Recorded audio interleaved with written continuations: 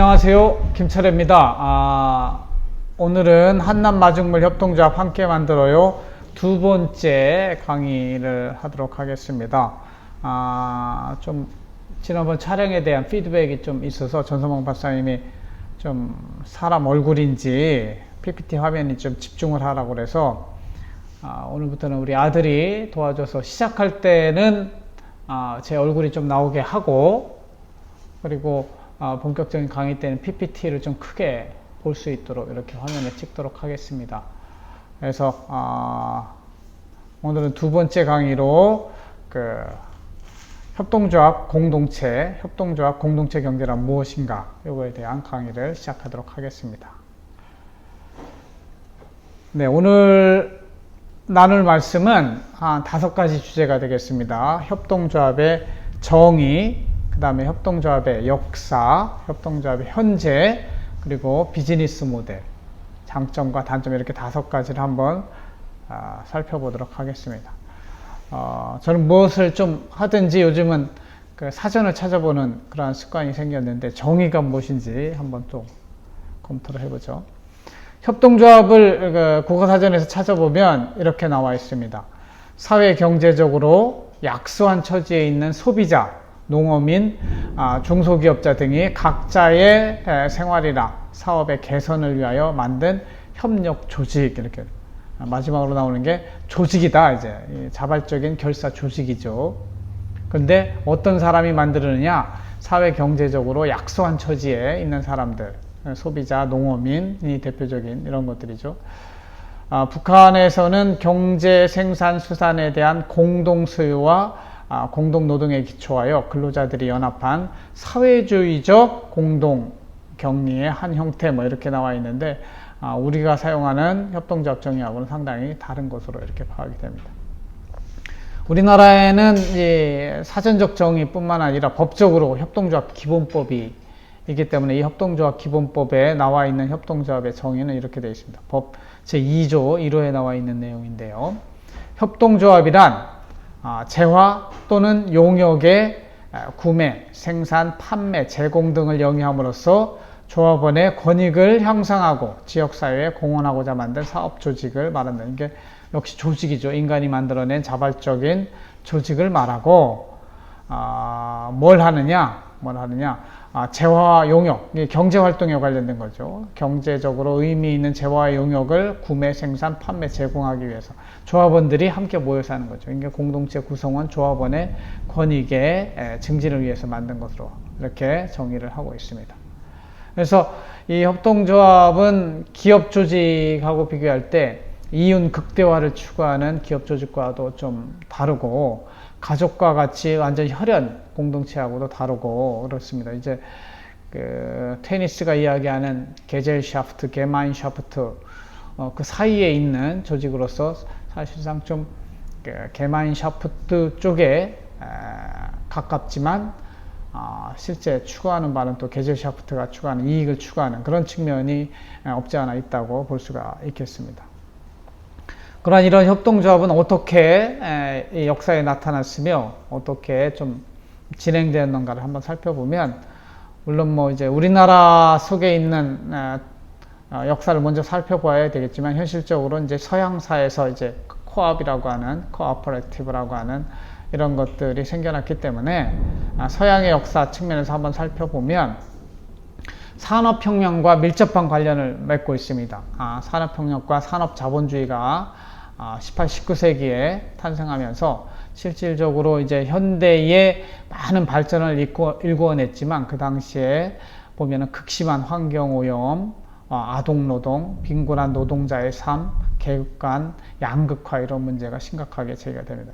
단적인 표현으로 하루에 14시간의 중노동을 하는 그런 시기였고, 1842년 통계를 보면 리버풀 지역 노동자 평균 수명이 15세밖에 안 됐다는 이런 이야기, 어렸을 때 죽는 아이들이 많았다는 얘기죠.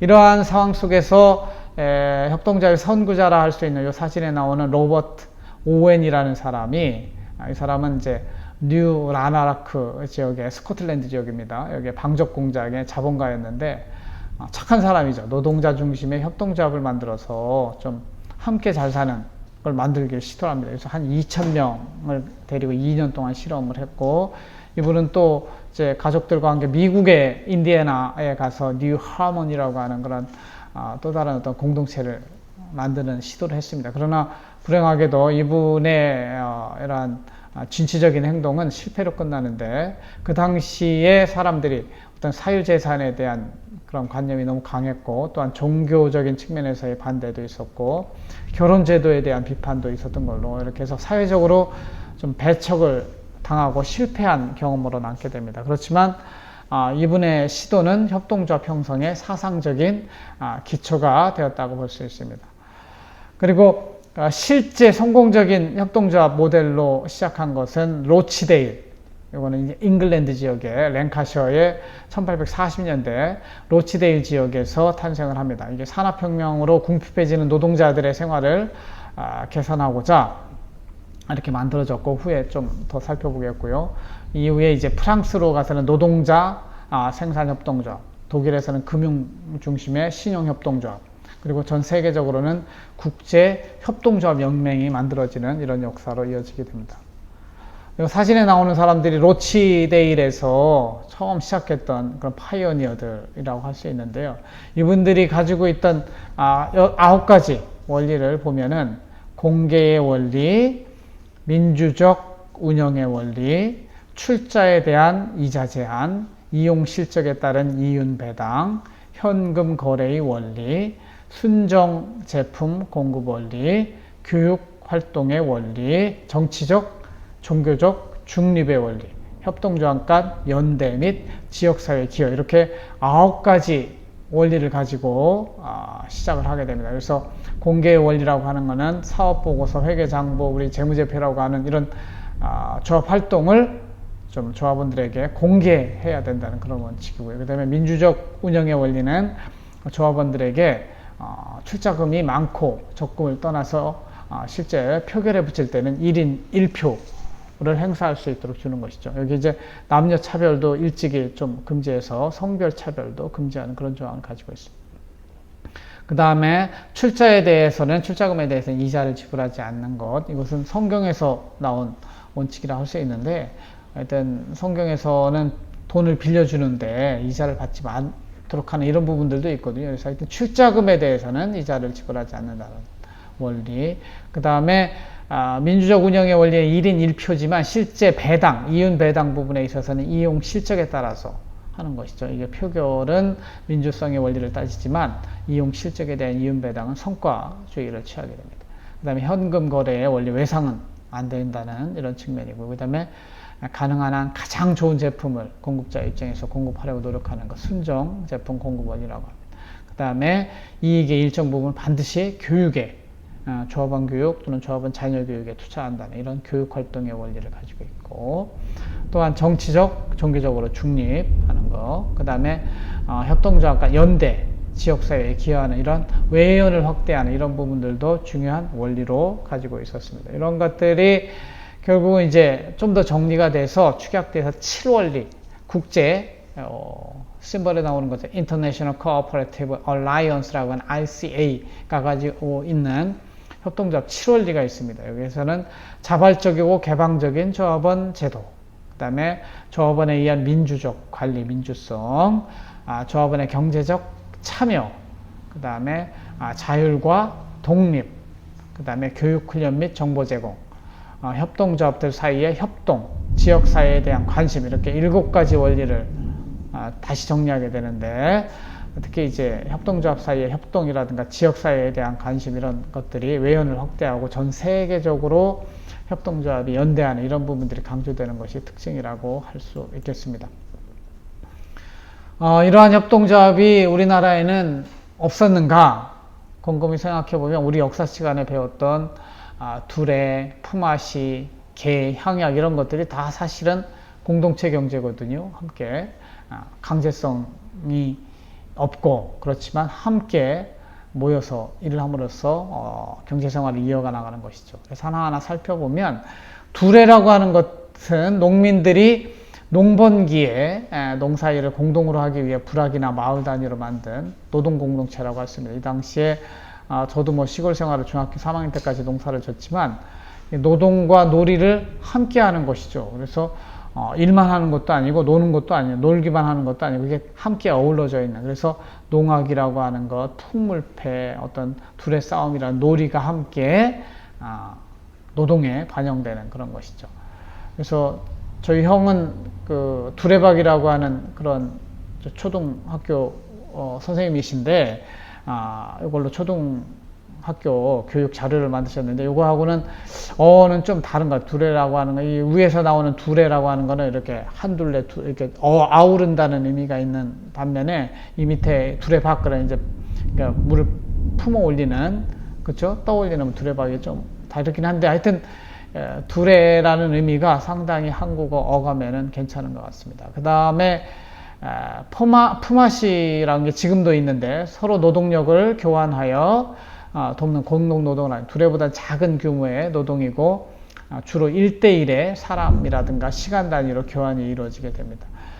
그 다음에 계라고 하는 게 있죠. 지금도 뭐 계돈 모은다고 하는 사람들의 모임 자체가 계가 되는데, 여기에 이제 중요한 거는 경제적인 이런 것들이 함께 하는 것이죠. 상조계, 동창계 뭐 이런 것들이 아직도 운영되고 있습니다.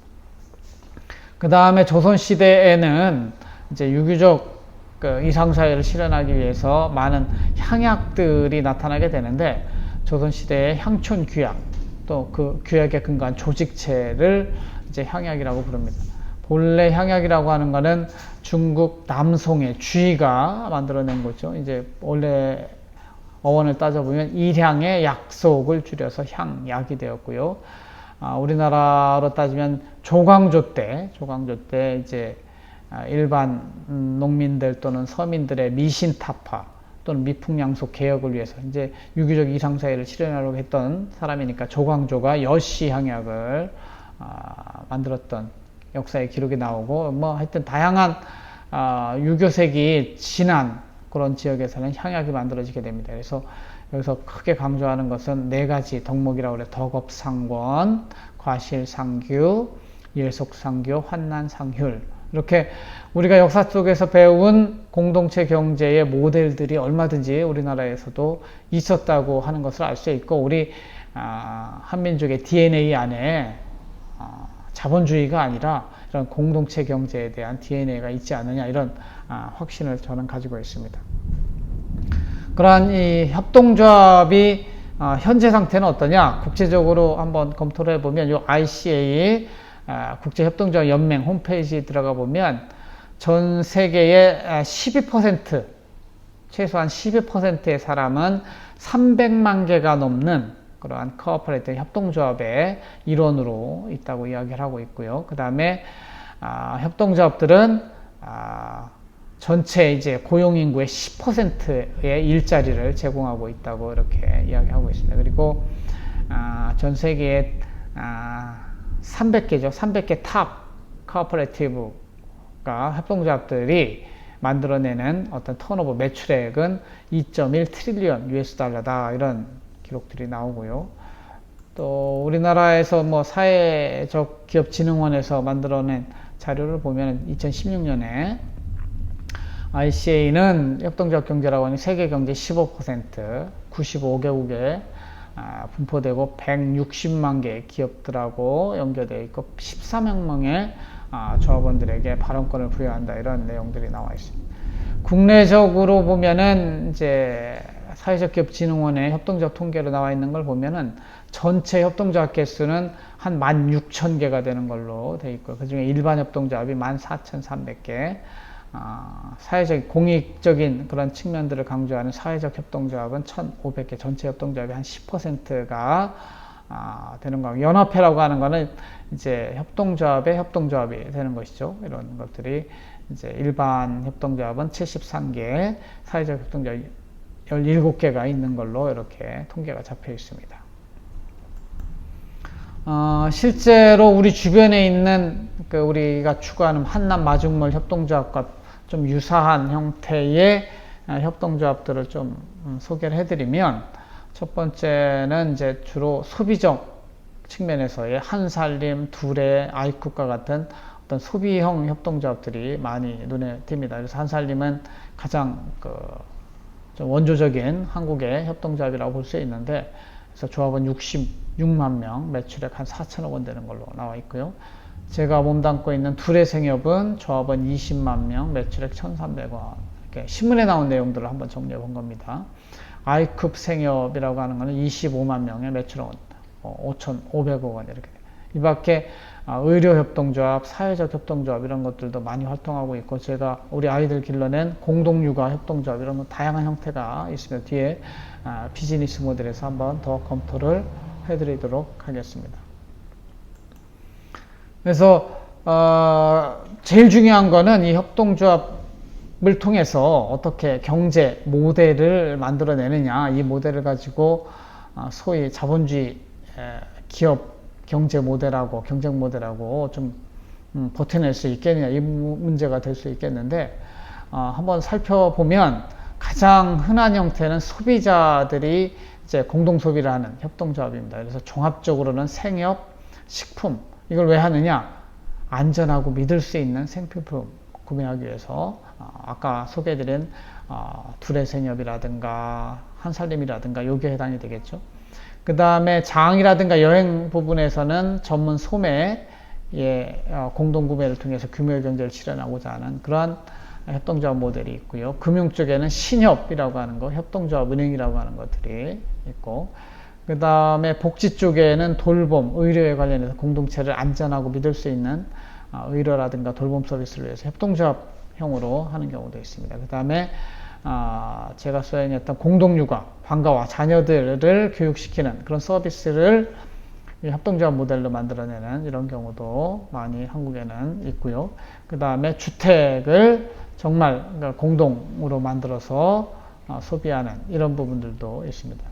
경우에 따라서 전기, 수도, 가스 등 유틸리티를 함께 사용하는 이런, 이제 대부분 이거 공기업에서 하지만 공동체를 통해서 하는 경우도 있고요.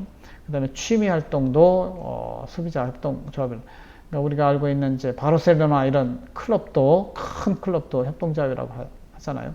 그러니까 사회인 야구도 이렇게 협동조합, 소비형 협동조합 모델에 들어갈 수 있겠습니다. 다음으로 우리가 뭐 가장 흔하게 생각하는 농협, 수협, 축협과 같은 것들은 생산자 협동조합이라고 할 수 있고요. 기본적으로 공동 생산, 공동 출하, 공동 유통을 위해서 생산자 사이에 연합을 하는 것이죠. 그래서 농업, 농협, 수협, 축협 이런 것들이 있고, 이 밖에도 이제 소비자 부분에서 택시 협동조합도 있고, 치과 의사 협동조합, 의료 협동조합, 이거는 이제 소비자로도 해당이지만 생산자들도 의료 협동조합을 만들기도 이렇게 하는 것이죠. 그 다음에 종업원들이 만드는 우리가 노동조합이라고 하는 이런 것들은 직원협동조합. 직원들이 이제 사용자에 대해서, 강자에 대해서 공동으로 약자들이 모인 것이죠. 이제 임금, 노동 조건에 대한 공동 협상을 위해서 그런 협동조합을 만들기도. 그 밖에 저희 한남 마중물 협동조합이 지향하는 그런 사례로서 가장 적합한 것은 여기 나오는 몬드라곤, 다음 시간에 제가 몬드라곤을 소개해 드리겠지만, 복합적 협동조합이라고 합니다. 생산자, 소비자가 함께 결국 삶을 함께 나누는 그런 경제적 공동체로서의 복합적 협동조합을 만드는 것이죠. 그래서 개별 협동조합이 연합체로서 복합적 협동조합도 있을 수 있다. 이렇게 다양한 비즈니스 모델을 발견할 수 있습니다. 이러한 협동조합을 통해 생활 또는 경제의 문제를 해결하는 이러한 모델의 장점과 단점, 지난 시간에도 간략히 살펴보았지만 이걸 좀 한 번 더 살펴보면 이 부분에 있어서는 정말 냉철하게 생각을 하고 고민할 필요가 있습니다. 장점 측면에서는 우리 좋은 점이죠. 협력적 인간관을 통해서 인간 속에 내재하는 협력적 욕구를 통해 함께 잘 사는 공동체를 만들어간다. 그리고 전문화된 자본주의와 달리 공동체 속에서 인간 소외를 극복할 수 있다. 그 다음에 개인적인 경쟁이 아니라 공동체 구성원의 협력을 통해 개인과 사회의 문제를 극복하려고 노력한다. 이런 협력적 인간관에 기초한 장점들이 있고요. 그 다음에 개인의 이익이 아니라 공동체의 이익을 함께 누리는 것이죠. 그래서 이것은 공유주의 비극이라고 보기보다는 공유주의 희극이죠. 공동이익을 함으로 또한 잘 나눠 가짐으로 인해서 모든 공동체 구성원들이 함께 잘 사는 그런 공동이익을 지향하는 것이죠. 그래서 자본주의적 전문가주의에 따른 인간 소외의 문제를 극복할 수 있고, 또한 주체성, 노동으로부터 소외되는 것이 아니라 내가 그 일을 함으로 인해서 내가 관련된 사람들을 먹여 살리는 것이고 혜택을 주는 이런 부분들이 이제 주체성을 회복하는 데 도움이 되겠죠. 그 다음에 이윤 극대화가 아닌 공동체 구성원의 완전 고용을 지향하는 이런 특징이 있습니다. 이거는 아시는 바와 같이 간디도 굉장히 강조했던, 마을 공동체에서 강조했던 개념인데, 기업들은 이윤을 극대화하기 위해서 모든 활동을 하잖아요. 반면에 이 공동체 경제의 특징은 완전 고용, 일자리를 만들어내는데 관심을 집중하고 있습니다. 그래서 지금 4차 산업혁명 시대가 오고 있고, 그리고 이제 AI가 발달하고 되면 지금 맥도날드에 가보셔도 사람들이 없어지고 그 자리에 키오스크, 기계가 대체되는 것을 볼 수 있는데, 일자리가 사실은 앞으로 굉장히 중요한 문제가 됩니다. 이것을 그런데 국가가 해결하라고 둘 수 없는 것이죠. 그러나 이 공동체 경제를 통해서 해결할 수 있는 측면들이 있다. 그래서 이런 것이 사회의 실질적인 가장 좋은 사회 안전망이 될 것이라, 이런 대안을 제시하고 있다는 이런 장점이 있습니다. 그리고 이 공동체 경제로 생활을 이끌어 나갈 때 안전하고 믿을 수 있는 상품 제품이 거래되고, 정보 비대칭성에 따른 어떤 신뢰의 문제가 극복될 수 있다. 그리고 공동체 구성원의 다양한 행복 추구도 이렇게 이루어질 수 있다는 장점이 있습니다. 이런 문제로만 되면 좋겠지만 실제로는 이러한 장점만 있는 것이 아니죠. 그래서 많은 또한 단점들이 있습니다. 제가 경험한 바로도 이게 이제 정말 좋은 대안은 아닌 것 같고요. 그 단점들을 한번 간략하게 살펴보면, 공동체 속 이기적인 인간의 통제 문제가 가장 큰, 이게 저의 주관적인 관점입니다. 제가 경험해 보니까 공동체 경제, 협동조합 경제에 돌아갈 때 그 안에는 늘 무임승차자의 문제가 존재합니다. 무임승차자, 프리라이더가 누구냐? 이익만 향유하고 희생을 거부하는 조합원들이 나타나는, 이들을 참 통제하기가 어렵다는 거죠. 정부는 강제력을 통해서 하지만 여기는 협동조합이라는 기본적으로 도덕적인 그런 규제를 통해서, 규율을 통해서 하기 때문에, 제 공동육아 경험을 해봐도 대청소를 한다고 하면은 정말 열심히 몸을 바쳐서 하는 사람이 있는가 하면 빈둥빈둥 되거나 아예 오지도 않는 그런 무임승차자들이 있거든요.